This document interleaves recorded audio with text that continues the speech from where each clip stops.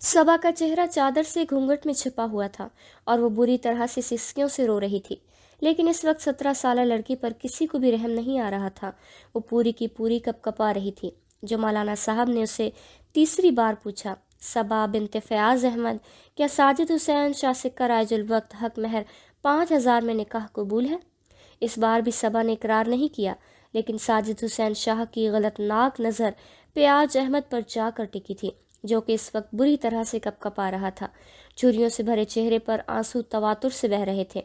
उसने सबा के कांधों पर हाथ रखा और कहने लगा, तुम्हारे बाप की इज्जत का सवाल है सबा, कहो कि तुम्हें कबूल है। अपने बाप की इज्जत रखने के लिए सबा ने रोते हुए कहा था। उसने ये निकाह कबूल है। जैसे जाबो कबूल हुआ, साजिद हुसैन शाह बड़े गुस्से से खड़ा हुआ और उसने सबा की नाजुक पलाई को पकड़ा और उसे खड़ा किया।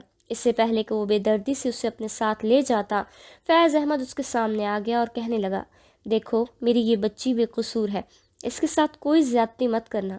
साजिद हुसैन शाह कहने लगा, मेरे लिए तुम्हारी बेटी सिर्फ बदले का सामान है, इसलिए तुम मुझसे रहम की उम्मीद मत रखना।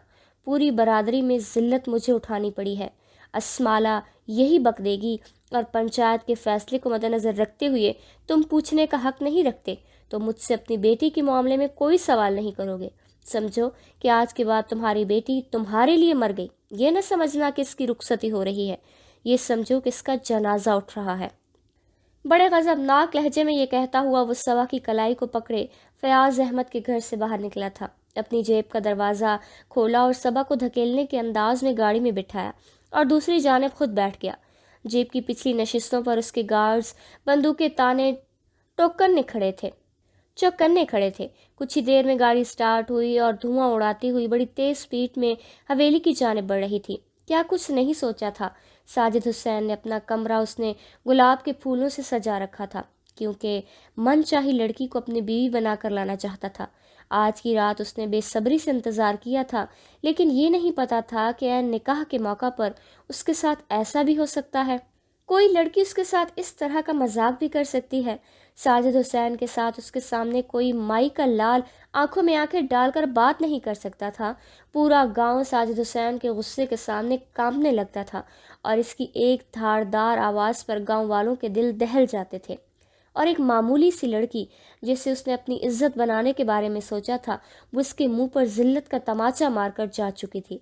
लेकिन वो कोई मामूली इंसान नहीं था जो एक लड़की के ठुकराए जाने पर अपनी बर्दाश्त करता और खाली हाथ लौटता।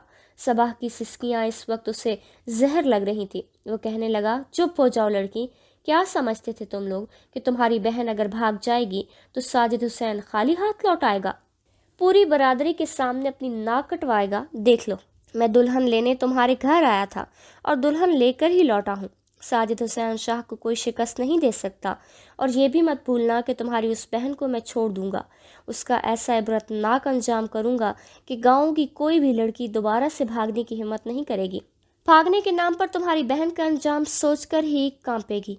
इस वक्त सबा की हालत ऐसी थी कि काटो तो लहू न निकले। वो जबकि मराहिल से जिन गुजर रही थी, चाहती थी कि अपनी सिसकियों को रोक ले, अपने बहते आंसू को यहीं थमने पर मजबूर कर दे, लेकिन बेअख्तियार थे। कुछ घंटे पहले उसने सोचा भी नहीं था कि उस पर इतनी बड़ी कयामत टूट पड़ेगी। वो बैठी ये सोच रही थी कि उसने गलती कहाँ की थी। वो तो सोम सलात की पाबंद थी, पर्दा करती थी, कभी किसी गैर अजनबी को उसने नहीं देखा था और यही कोशिश करती आई थी कि कोई उससे भी न देखे। फिर इतनी बड़ी ज्यादती उसके साथ कैसे हो सकती थी और क्यों कर हो सकती थी? उसने तो कभी अल्लाह की नाशुक्री नहीं की थी, कभी कोई गुनाह नहीं किया था, बदनज़री भी नहीं की थी। फिर ये जिल्लात शफकत इंसान क्यों उसकी किस्मत का हाकिम बन बैठा था? गाड़ी जैसी हवेली में दाखिल हुई तो हवेली सजी हुई थी। अंदर ढोल की आवाज़ पहुंच रही थी, क्योंकि साजिद हुसैन शाह के घर की ख़वातीन बारात के साथ नहीं गई थीं, क्योंकि इनके घर में ये रवाज नहीं था। ख़वातीन घर में ही दुल्हन का इंतज़ार करती थीं, वहीं खुशियाँ मनाई जाती थीं। सिर्फ मर्द ही जाते थे बारात लेकर और दुल्हन को रुखसत करवा कर ही आते थे। लेकिन जैसे ही जीप बड़ी तेज़ी से हवेली में दाखिल हुई, एतराफ़ में खड़े ढोल वालों ने ढोल बजाना शुरू कर दिया। मुलाजिमीन ने भंगड़ा डालना शुरू कर दिया, जबकि साजिद हुसैन शाह की गलत नाक धाड़ पर सब कुछ बंद हुआ। मौत जैसा सन्नाटा छाया था। गाड़ी में बैठी घूंघट में लिपटी हुई सबा पूरी की पूरी कांप गई थी। साजिद हुसैन कहने लगा, बंद करो ये ढोल। میری عزت کا جنازہ نکل گیا، میرے ارمانوں کا قتل ہوا ہے، کوئی خوشیاں نہیں منائی جائیں گی، یہاں پر کوئی پھول نچھاور نہیں کیے جائیں گے۔ سن رہے ہو تم لوگ؟ ملازمین تو اپنا سانس روک کر کھڑے تھے۔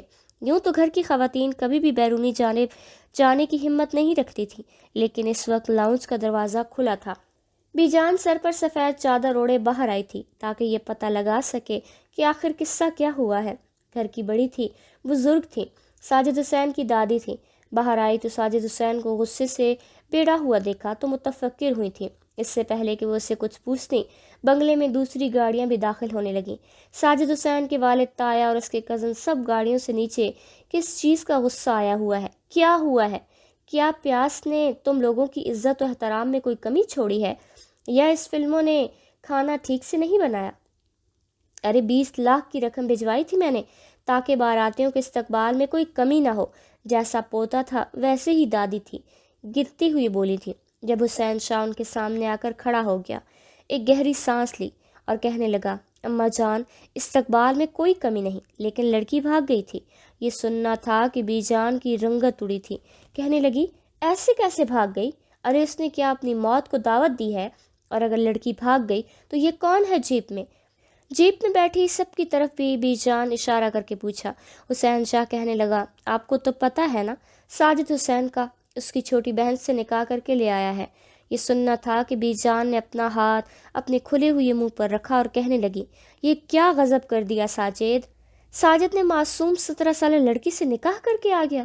بہرحال خاتون ملازمہ کو بی جان آواز لگائی اور فوراً ان کی خدمت میں وہ پیش ہو گئیں۔ بی جان کہنے لگی، دلہن کو اندر لے آؤ۔ صبا یوں تھی جیسے بے جان مجسمہ ہو چکی ہو۔ اپنے آنے والے وقت کے بارے میں سوچ کر صبا کی روح تک کانپ گئی تھی کہ پتہ نہیں اس کے ساتھ کیا سلوک کریں گے۔ ملازمہ کے ساتھ وہ قدم اٹھاتے ہوئے حویلی کے اندر داخل ہوئی، جہاں پر گھر کے تمام مرد و خواتین موجود تھیں۔ اپنی چادر سے اسے لاؤنج میں لگی تیز لڑکی روشنی میں سب کے چہرے کچھ دھندلے سے نظر آ رہے تھے۔ سب خواتین حیرت کی تصویر بنے کھڑے تھے۔ اتنی بڑی جرت کوئی لڑکی کیسے کر سکتی تھی جسے ساجد حسین نے عزت دینی چاہی، اور وہ اسے ٹھکرا کر گھر سے بھاگ جائیں؟ گھر سے بھاگ جانے کا اس نے سوچا تو سوچا کیسے؟ اتنا بڑا قدم اٹھایا کیسے؟ وہ بھی فیاض احمد کی بیٹی نے، جو کہ گاؤں کی مسجد کا امام تھا، اور اس کی دوسری بیٹی اس گھر کی عزت بن۔ بی جان کا بھی لہجہ بلند ہوا۔ وہ کہنے لگی، ساجد حسین، تم بھول رہے ہو کہ تم کس کے سامنے کھڑے ہو اور کس کی بات کا اختلاف کر رہے ہو۔ آج تک تمہارے باپ اور چچا کی ہمت نہیں ہوئی کہ میرے سامنے نظریں اٹھائیں، اور تم اس سے اونچے لہجے میں بات کر رہے ہو۔ میری بات سے انکار کر رہے ہو کیا؟ تمہاری نظر میں میری اور میری بات کی کوئی اہمیت نہیں ہے؟ ساجد کہنے لگا، میں اس وقت بہت غصے میں ہوں بی جان، میں غصے سے پاگل ہو رہا ہوں، اس لیے میرے اور اس لڑکی کے بیچ میں مت آئے۔ جو بھی آج میرے اور اس لڑکی کے بیچ میں ہوا ہے، میں اس کا لحاظ نہیں کروں گا۔ حسین شاہ اپنی والدہ کے پاس آیا، وہ بھی غصے میں پیڑی بیٹھی تھی۔ اس نے ماں کا ہاتھ پکڑا اور ان کے کمرے میں لے گیا۔ کہنے لگا، اماں جان، آپ اس وقت شیر کے منہ میں ہاتھ دینے کے بارے میں نہ سوچیں، اسے ہوش نہیں ہے، بہت ذلت برداشت کی ہے اس نے، پوری برادری کے سامنے دھوکا ہوا ہے ہمارے ساتھ۔ اس لڑکی کے ساتھ جو وہ کرے وہ کم ہے۔ اس وقت آپ کچھ نہ کہیں تو بہتر ہوگا، باقی میرا آپ سے وعدہ ہے کہ ساجدہ آپ سے اپنے رویے کی معافی ضرور مانگے گا۔ بی جان کہنے لگی، اس لڑکی کا کوئی قصور نہیں ہے، قصور اس کی بہن کا ہے، اور اسے ہم پوری سزا دیں گے۔ وہ کہنے لگا، جب وہ ملے گی تو اسے عبرتناک انجام دینا پڑے گا، ورنہ ہر لڑکی ہمارے سامنے سر اٹھائے گی اور یہی حرکت کرے گی۔ لیکن بخشی یہ لڑکی بھی نہیں جائے گی، کیونکہ اگر ایک بہن بھاگے گی تو دوسری بہن کا ہاتھ بھی اس میں ضرور ہوتا ہے۔ وہ لڑکی اکیلی اتنی بڑی جرت نہیں کر سکتی۔ حسین شاہ کی بات سن کر بی جان کہنے لگی، تمہیں پتہ ہے تم کس کے بارے میں یہ بات کر رہے ہو؟ یہ مولوی پیاس کی بیٹی ہے، چھوٹی بیٹی، حافظ قرآن ہے، باپردہ لڑکی ہے۔ میں جانتی ہوں کہ یہ ایسی نہیں ہے۔ اس کی بڑی بیٹی ویسے بھی اپنے باپ کی ایک نہیں سنتی تھی، مجھے تو وہ شروع سے ہی پسند نہیں تھی، لیکن ساجد کی ضد کی وجہ سے میں چپ ہو گئی۔ حسین شاہ کہنے لگا، اماں جان، آپ آرام کریں، اپنا بی پی ہائی نہ کریں، باقی ہم سب ہیں نا، ہم سنبھال لیں گے۔ باہر لاؤنج میں کھڑی گھونگھٹ نکالے صبا کی سسکیاں حویلی میں ساری خواتین سن رہی تھیں۔ پھر بڑے ناگوار انداز سے بڑی بیگم نے اس کے ہاتھ کی کلائی پکڑی اور اسے ساجد حسین کے کمرے میں لے جانے لگی۔ ایک ایک قدم صبا پر بھاری گزر رہا تھا۔ پتہ نہیں وہ شخص اس کے ساتھ کیا سلوک کرتا، اس کے ساتھ کیسے پیش آتا، وہ کچھ بھی تو نہیں جانتی تھی۔ اس کا دل اس مگزور سے زور زور سے دھڑک رہا تھا۔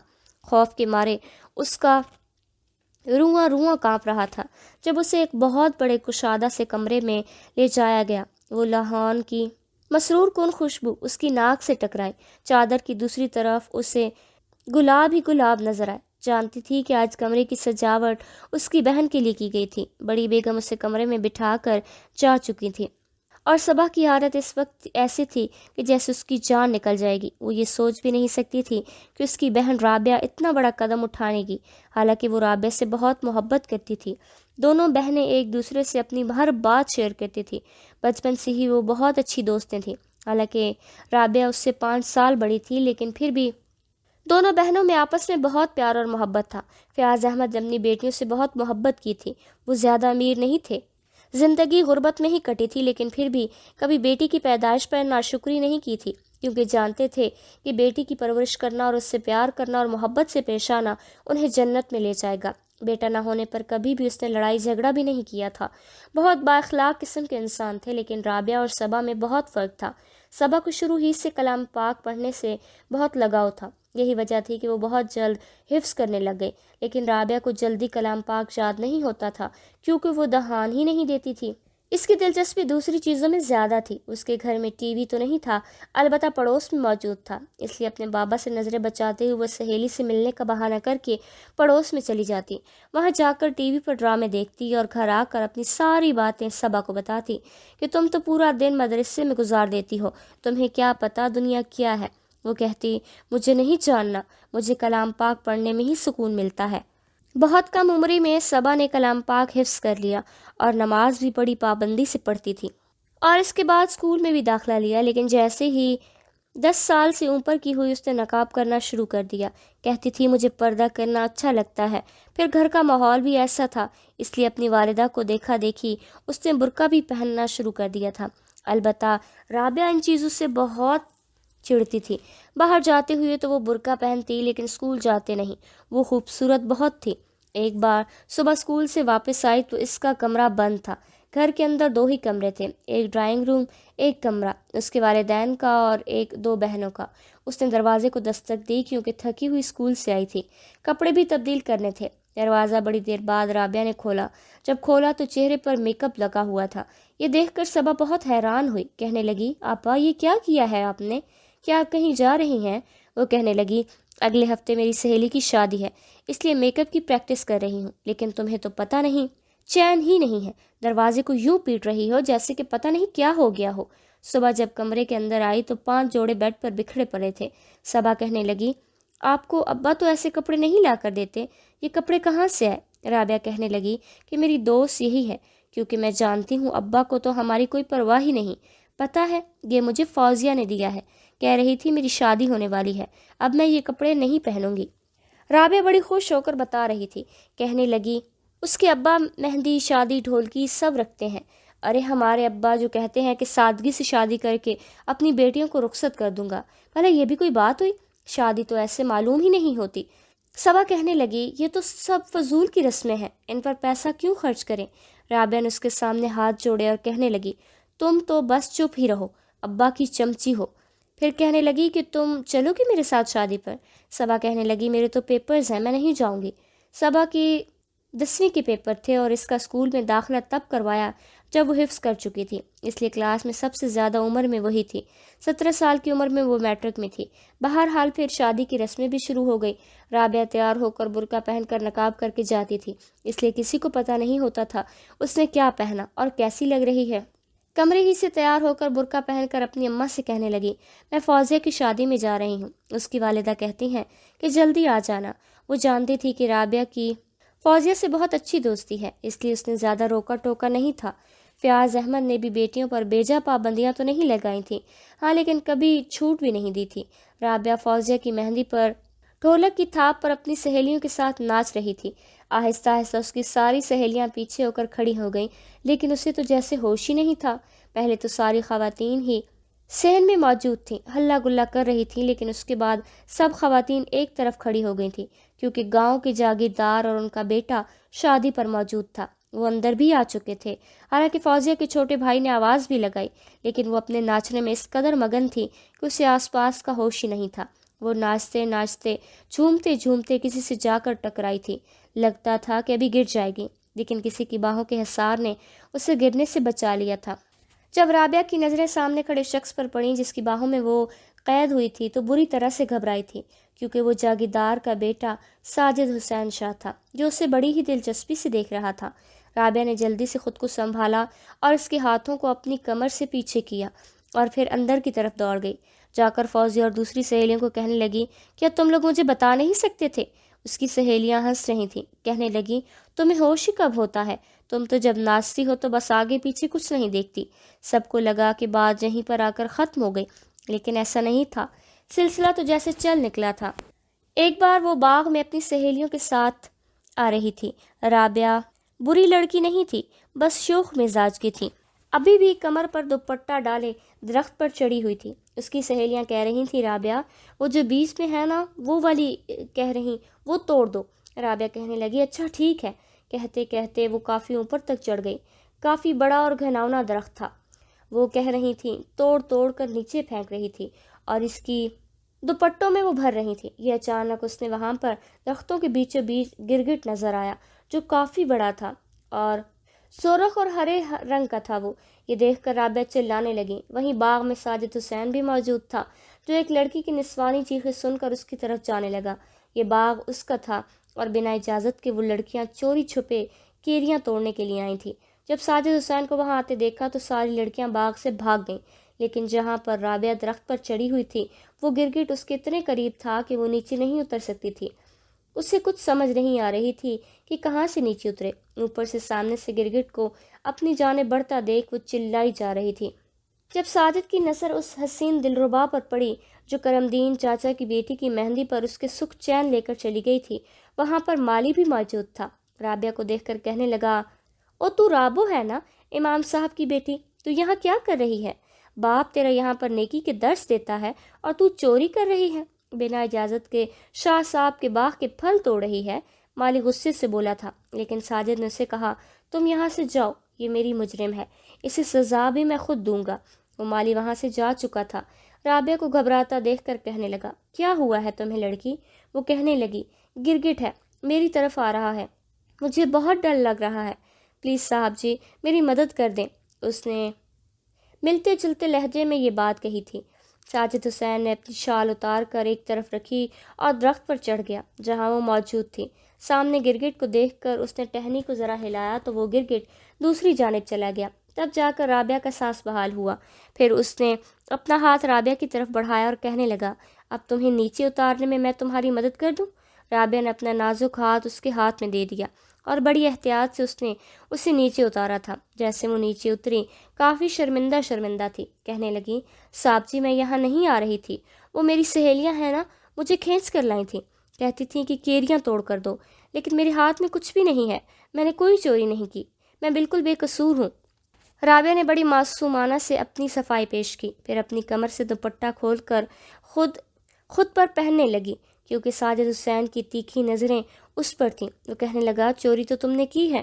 وہ ایک ایک قدم اس کی طرف آ رہا تھا اور وہ ایک ایک قدم پیچھے ہو رہی تھی۔ وہ کہنے لگی، اللہ پاک کی قسم میں نے ایک بھی کیری نہیں لی، آپ میرے ہاتھ دیکھ لو، ایک بھی نہیں ہے۔ اس نے ہاتھ آگے بڑھائے، اپنے ہاتھ میں اس کے ہاتھ لے کر وہ کہنے لگا، کرم دین چاچا کی بیٹی کی مہندی والے دن بہت خوبصورت لگ رہی تھی، اس دن تم نے میرا دل چرا لیا تھا۔ رابعہ حیران تھی، اس نے کبھی سوچا نہیں تھا کہ جاگیردار کا بیٹا اسے یوں اظہار محبت کرے گا۔ رابعہ نے جلدی سے اپنا ہاتھ چھڑایا اور باغ سے بھاگتی ہوئی اپنے گھر چلی گئی، لیکن گھر جا کر کسی کو یہ نہیں بتایا۔ رابعہ کی بچپن ہی سے اپنی خالہ زاد سے بات طے ہوئی تھی، اسے اپنا منگیتر بہت پسند تھا، دونوں ایک دوسرے کو پسند کرتے تھے، لیکن ساجد حسین کو جیسے وہ لڑکی بھاگ گئی تھی، ایسا کیسے ممکن تھا کہ اسے چھوڑ دیتا؟ ویسے بھی اپنے گھر میں وہ بڑا تھا، گھر میں دادی کے بعد اس کی بات کو اہمیت دی جاتی تھی، کیونکہ بہت جلدی اس نے اس جاگیردارانہ نظام کو سنبھال لیا تھا۔ اب تو جیسے یہ سلسلہ چل نکلا تھا، جہاں بھی ساجد حسین رابعہ کو کھیتوں میں آتے جاتے دیکھتا تو اپنی گاڑی روک لیتا اور اسے کہتا، بیٹھو، میں تمہیں تمہارے گھر تک چھوڑ دیتا ہوں، لیکن وہ اس کے ارادوں کو بھانپ گئی تھی، اس لیے صاف انکار کر دیتی تھی۔ وہ کہتی، کیا میرا راستہ مت روکا کریں۔ وہ کہنے لگا، کیا کروں، دل کے ہاتھوں مجبور ہو گیا ہوں۔ رابعہ نے کہا، دیکھیں میں آپ سے محبت نہیں کرتی، اس لیے میرا پیچھا چھوڑ دے۔ ساجد حسین کہنے لگا، محبت بعد میں کر لینا، میں ویسے بھی تم سے شادی کا ارادہ رکھتا ہوں، اور اچھی بیویاں شادی کے بعد ہی اپنے شوہر سے محبت کرتی ہیں۔ رابعہ نے گہری سانس لی اور اپنے ہاتھ باندھ کر اس کے سامنے کھڑی ہو گئی۔ کہنے لگی، دیکھیے میری بات غور سے سنیں، جتنا جلدی ہو سکے اسے اپنے ذہن میں بٹھا لیجیے۔ میں اپنے خالہ زاد جمال کو بہت پسند کرتی ہوں اور بچپن سے میرا رشتہ طے ہے۔ ہم دونوں ہی ایک دوسرے سے محبت کرتے ہیں اور شادی بھی میری وہیں ہوگی۔ ساجد حسین اپنی گاڑی کا دروازہ کھولا اور باہر نکل آیا اور رابعہ کے سامنے کھڑا ہو گیا۔ وہ کہنے لگا، کیا کہا تم نے؟ رابعہ اس کی غضبناک لہجے کو سن کر کچھ گھبرا گئی۔ وہ کہنے لگا، جو چیز ساجد حسین کو پسند آ جائے پھر وہ اس کی ہو جاتی ہے۔ آج ہی میرا باپ اور میرے چچا تمہارے گھر رشتہ مانگنے آئیں گے۔ تمہارے باپ سے کیسے اس رشتے پر ان کا اقرار کروانا ہے میں بہت اچھے طریقے سے جانتا ہوں۔ جب تم میری دلہن بن کر میرے جلے عروس میں آؤ گی تو اپنے دل سے اپنے کزن کی محبت کو کھروچ کر پھینک دو گی، تو اپنے دل سے اپنے کزن کی محبت کو کھروچ کر پھینک کر آنا۔ میں برداشت نہیں کروں گا کہ میری بیوی کے دل میں کوئی اور بستا ہو۔ رابعہ کہنے لگی، یہ کیا زبردستی ہے؟ میں آپ سے شادی نہیں کروں گی۔ اس سے آگے کہ وہ کچھ کہتی ساجد حسین اس کے منہ پر ہاتھ رکھ چکا تھا۔ وہ کہنے لگا، تمہارا انکار تمہارے گھر والوں کو تباہ کر کے رکھ دے گا۔ سوچ سمجھ کر بات کرو کہ تم بات کس کے ساتھ کر رہی ہو۔ میں گاؤں کا کوئی اور نوجوان نہیں جس نے جو چاہا ہو کہہ دو۔ جاگیر حسین شاہ کا بیٹا۔ یہ کہہ کر وہ دوبارہ گاڑی میں بیٹھ کر دھواں اڑاتا ہوا وہاں سے جا چکا تھا۔ رابعہ صحیح معنوں میں پریشان ہو گئی تھی۔ ساجد حسین نے صرف کہا نہیں تھا، شام کو ہی اس کے والد اور چچا فیاض احمد کے گھر پر موجود تھے۔ رابعہ کمرے میں بیٹھی انگلیاں چٹکا رہی تھی۔ وہ بے حد پریشان تھی اور سب اسی کو دیکھ رہے تھے۔ وہ کہنے لگی کہ کچھ دیر بعد ہی اس کے والد والدہ کمرے میں آئے اور کہنے لگے، جاگیردار اپنے بیٹے کا رشتہ تمہارے لیے مانگ رہے ہیں۔ رابعہ سن کر کھڑی ہو گئی اور کہنے لگی، اب آپ جانتے ہیں نا کہ میرا رشتہ طے ہے اور میں جمال کے علاوہ کسی اور سے شادی نہیں کروں گی۔ یہ سن کر فیاض احمد نے کہا، میں انکار کر چکا تھا، لیکن وہ لوگ دھمکیاں دے رہے ہیں کہ زمین واپس لے لیں گے، یہ گھر واپس لے لیں گے، ہمارا جینا دوبر کر دیں گے۔ یعنی تو کبھی تم لوگوں کو بنا پردے باہر نہیں نکالا تو کیسے جاگیردار کی بیٹی کی تم پر نظر پڑ گئی؟ یہ بات سن کر رابعہ کی نظریں جھکی تھی۔ بہرحال غلطی تجھ سے ہوئی تھی۔ گھر سے وہ نقاب والی چادر پہن کر جاتی تھی لیکن باغ میں جا کر اتار کر ایک طرف رکھ دیتی تھی، اور آج اس کی بے پردگی نے اسے یہ وقت دکھایا تھا۔ اس نے ہاتھ جوڑ کر اپنے باپ کے سامنے کہا، ابا مجھے یہ شادی نہیں کرنی۔ لیکن فیاض احمد مجبور تھے۔ وہ کہنے لگے، میں بے گھر ہو جاؤں گا، اس لیے تمہیں شادی یہیں کرنی پڑے گی۔ دونوں میاں بیوی آنسو ہی صاف کر رہے تھے۔ رابعہ رونے لگی، پھوٹ پھوٹ کر رونے لگی، لیکن فائدہ نہیں تھا کیونکہ جاگیردار حسین شاہ اپنے بیٹے سے اس کا رشتہ طے کر کے ہی گیا تھا۔ لیکن جیسے یہ خبر جمال اور اس کے گھر والوں تک پہنچی، وہ فیاض احمد کے گھر آ گئے اور کہنے لگے، بھائی صاحب بچپن سے ہی آپ نے بچوں کا رشتہ طے کیا ہوا تھا اور ایک دم سے انکار کر دیا۔ جمال اپنے والدین کے ساتھ آیا تھا۔ جمال کے والد نے شروع کی تھی کہ فیاض احمد کہنے لگے، میں بے حد مجبور ہوں، تم تو جانتے ہو نا ان جاگیرداروں کو، ان کے سامنے ہم جیسوں کی نہیں چلتی، اور میں یہ نہیں چاہتا کہ میری بچی کی بدنامی ہو جائے کیونکہ یہ لوگ اسے بے عزت کر دیں گے۔ میرا انکار میری زندگی جہنم بنا کر رکھ دے گا۔ میں بہت پریشان ہوں۔ جمال کے ماں باپ کو یہ بات سمجھ آ گئی، لیکن جمال اپنی محبت سے دستبردار ہونا ہی نہیں چاہتا تھا، اس لیے کب ان دونوں نے بھاگ جانے کا پلان بنایا کسی کو خبر تک نہیں ہونے دی۔ شادی والے دن کے دوپہر کو اس سے اپنا کمرہ بند کر لیا تھا۔ کہنے لگی، میں خود تیار ہو جاؤں گی، لیکن اس کمرے کی کھڑکی پچھلی جانب کھلتی تھی جہاں سے جمال اسے لینے کے لیے پہنچ گیا۔ دونوں ہی بھاگ چکے تھے۔ جب تک بارات آئی تب تک وہ لوگ شہر جانے والی بس میں بیٹھ چکے تھے، لیکن جب رات کے آنے کے بعد رابعہ کے کمرے کا دروازہ کھولنے کی کوشش کی تو دروازہ اندر سے لاک تھا۔ دروازے پر بہت دستک دی لیکن کسی نے نہیں کھولا۔ مجبوراً دروازے کو دھکا مار کر کھولا گیا، تب وہ کمرے میں نہیں تھی۔ بس ایک خط لکھا تھا، مجھے ڈھونڈنے کی کوشش مت کیجیے گا اور میں جمال کے ساتھ بہت دور جا رہی ہوں کیونکہ میرا رشتہ میرے باپ نے اسی سے طے کیا تھا۔ میں جاگیر کے عتاب کا نشانہ نہیں بن سکتی اور یہ میرا جائز حق ہے۔ یہ خط پڑھ کر دونوں میاں بیوی سر پکڑ کر بیٹھ گئے اور رونے لگے۔ بات باہر تک جا پہنچی تھی۔ یہ خبر جب حسین شاہ اور ساجد حسین تک پہنچی تو قیامت برپا ہو گئی کیونکہ وہ برادری کے بڑے بڑے بزرگ کے ساتھ آئے تھے۔ دوسرے گاؤں سے بھی کافی زمیندار آئے تھے اور ان سب کے سامنے ساجد حسین کو اپنی سب سے بڑی تذلیل لگی تھی۔ وہ کمرے میں آیا، رابعہ کا خط پڑھ کر پھاڑ کر پھینک دیا پھر کہنے لگا، زندہ نہیں چھوڑوں گا اسے، یہ پاتال میں بھی ہوگی تو بھی میں اسے ڈھونڈ کر نکالوں گا، اور جس دن یہ مجھے مل گئی نا، اس دن اس کا حشر بگاڑ دوں گا کہ گاؤں کی ہر لڑکی کانپے گی۔ لیکن میں خالی ہاتھ بھی نہیں جاؤں گا۔ وہ یہ تو نہیں جانتا تھا کہ صبا کون ہے، کیسی ہے، کیونکہ وہ ہمیشہ پردے میں رہتی تھی۔ بس اسے یہ پتہ تھا کہ فیاض احمد کی 2 بیٹیاں ہیں، اس لیے اس نے پنچایت بٹھائی اور فیصلہ بھی اپنی مرضی سے کروایا کہ وہ یہاں سے خالی ہاتھ نہیں جائے گا، اور اب وہ اپنی دلہن کو رخصت کروا کر ہی لے جانا چاہتا تھا۔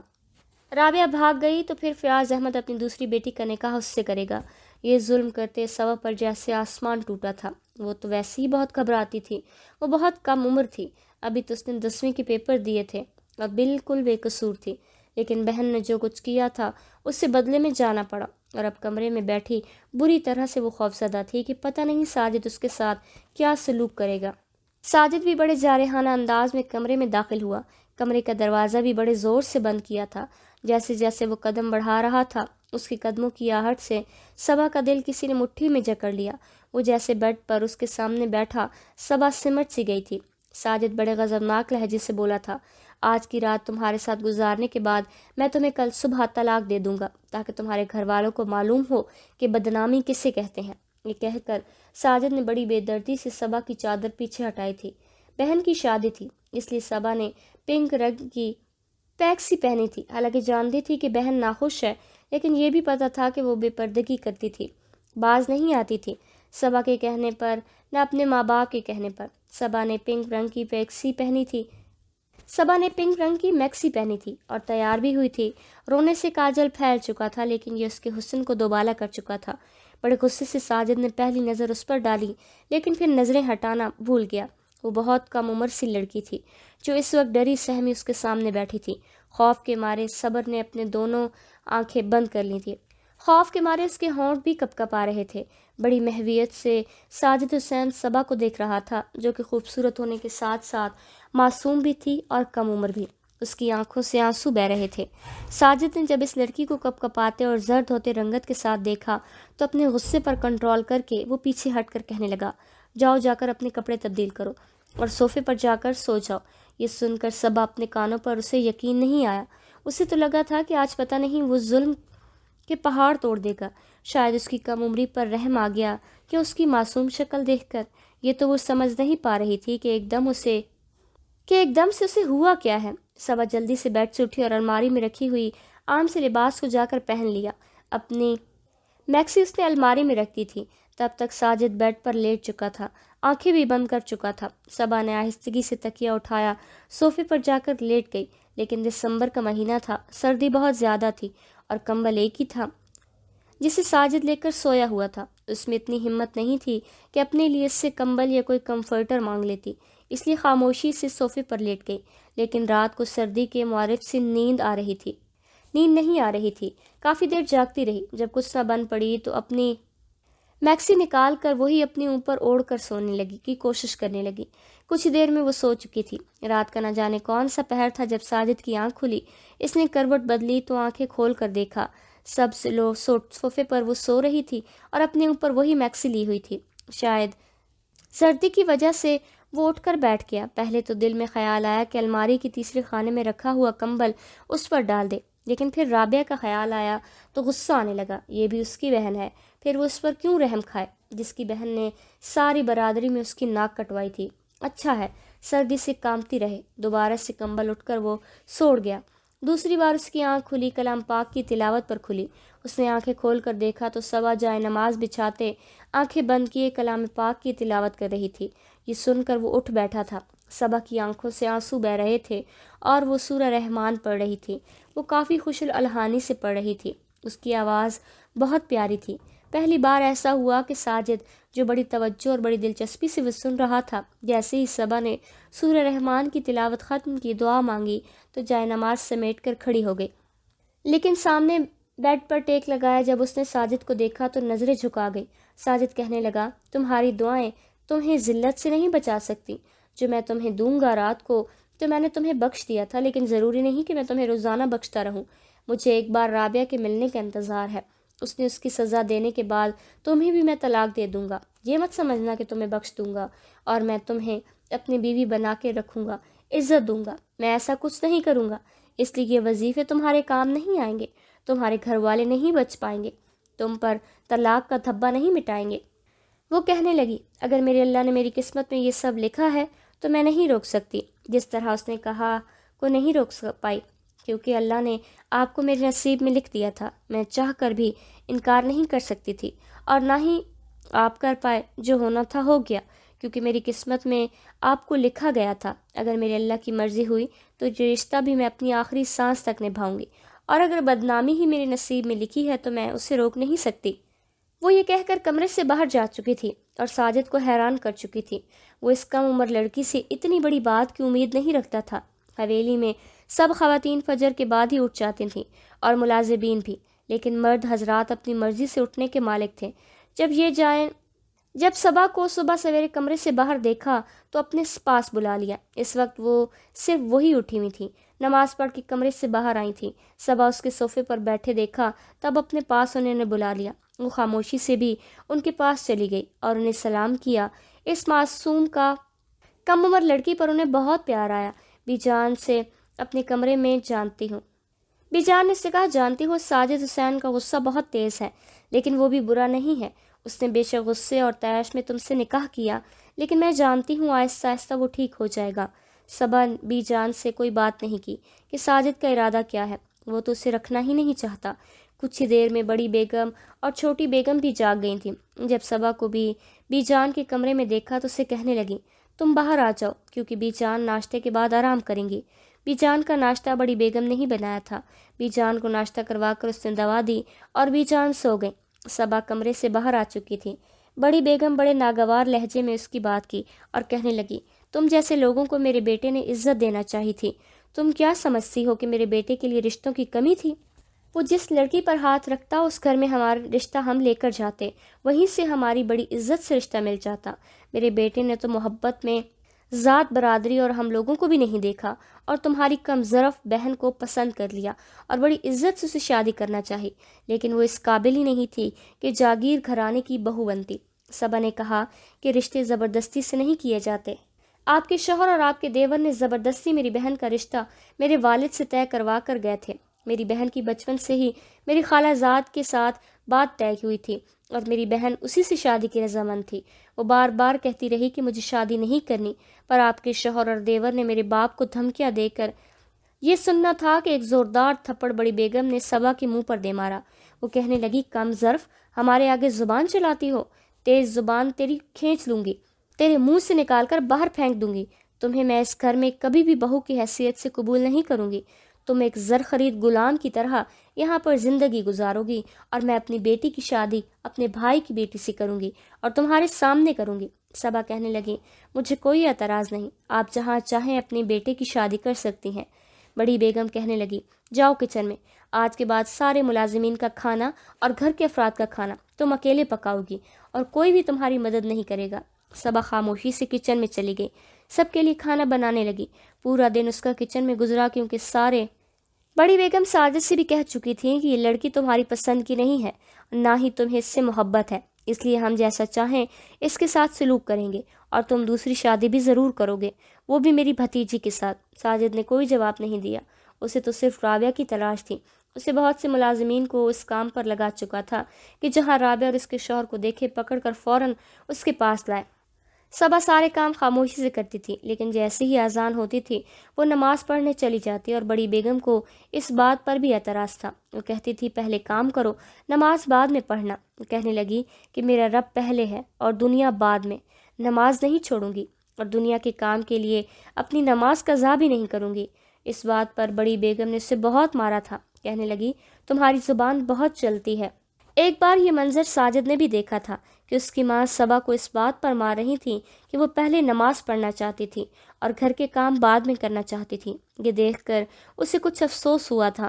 وہ جانتا تھا کہ وہ نماز کی پابند ہے، کیونکہ صبح صبح اس کی آنکھ صبح کی کلام پاک کی تلاوت سے ہی کھلتی تھی۔ پہلی بار آگے بڑھ کر اس نے اپنی ماں کا ہاتھ پکڑا تھا۔ وہ کہنے لگا، کیوں مار رہی ہو آپ اسے؟ کیا کیا ہے اس نے؟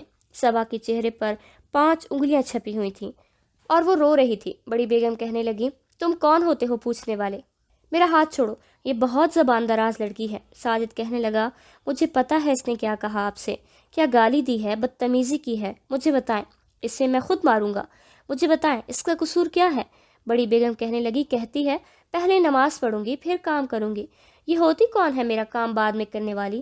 وہ کہنے لگا، یہ تو کوئی بڑی بات نہیں ہے، اگر پہلے نماز پڑھنا چاہتی ہے تو پڑھ سکتی ہے، اور میرے خیال سے ہم بھی مسلمان ہیں، اسے وقت سے نماز پڑھنے سے تو کوئی نہیں روک سکتے۔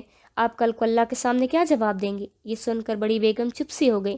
پھر اس نے صبا سے کہا کہ جا کر نماز پڑھو، باقی کا کام بعد میں کر لینا۔ وہ فوراً سے اٹھ کر لنگڑاتے ہوئے اپنے کمرے میں چلی گئی، کیونکہ بڑی بیگم نے اپنے پاؤں کی جوتی سے اس کے پیر کو بھی زور سے دبایا تھا۔ پھر وہ کراہ کے رہ گئی۔ ساجد اپنی والدہ سے کہا، آج کے بعد اسے نماز کے لیے مت روکیے گا۔ پہلی بار ساجد کو لگا کہ اس کے دل میں صبا کے لیے ہمدردی کا جذبہ جھانکا تھا۔ رات کو جب وہ صوفے پر جا کر سونے کے لیے لیٹی تو ساجد کافی دیر تک اس کا چہرہ دیکھتا رہا۔ اس کی رنگت پہلے سے بہت زیادہ پیلی پڑ چکی تھی، لیکن آج تک اس نے شکوہ نہیں کیا تھا، کہ کوئی شکایت بھی نہیں کی تھی۔ ساجد کی ہر چیز کا خیال رکھتی تھی، اس کے کپڑے اسے پریس ملتے تھے، اس کے جوتے ہمیشہ صاف کر کے خود پہناتی تھی، اس کے سر پر عزت کی پگڑی بھی رکھتی تھی، جو کہ جاگیرداروں کی شان ہوتی ہے۔ شکوہ نہیں کیا تھا، کوئی شکایت نہیں کی تھی، پھر کیسے ممکن تھا کہ وہ اپنے دل کو صبا کے لیے دھڑکنے سے روک سکتا؟ صبح جب اسے صبا کی تلاوت کی آواز آئی تو پہلی بار ہوا کہ وہ وضو کر کے آیا تھا۔ جیسے ہی صبا جائے نماز اٹھانے لگی تو کہنے لگا، بچھا رہنے دو، مجھے نماز پڑھنی ہے۔ ساجد کو پتہ ہی نہیں چلا کہ کب آہستہ آہستہ وہ بدلنے لگا تھا، نماز بھی پابندی سے پڑھنے لگا تھا، اور اس کا یہ بدلاؤ ہی بھی جان کو بہت اچھا لگا تھا۔ وہ خود بھی صبا کی بہت تعریف کرتی تھی، انہیں وہ بہت اچھی لگتی تھی، ہر وقت سر پر دوپٹہ کرتی، تسبیح کرتی، ساتھ کام کرتی رہتی۔ 2 ماہ گزر چکے تھے، لیکن اب ساجد کا دل مکمل طور پر صبا کی طرف مائل ہو چکا تھا۔ اس لیے ایک رات اس نے اسے بڑی عزت سے اپنے بیڈ پر لٹایا تھا اور بڑی محبت سے نکاح کے پاکیزہ رشتے کو نبھایا تھا۔ لیکن اگلی صبح اسے پتہ چل گیا کہ جمال اور رابعہ شہر میں رہ رہے ہیں۔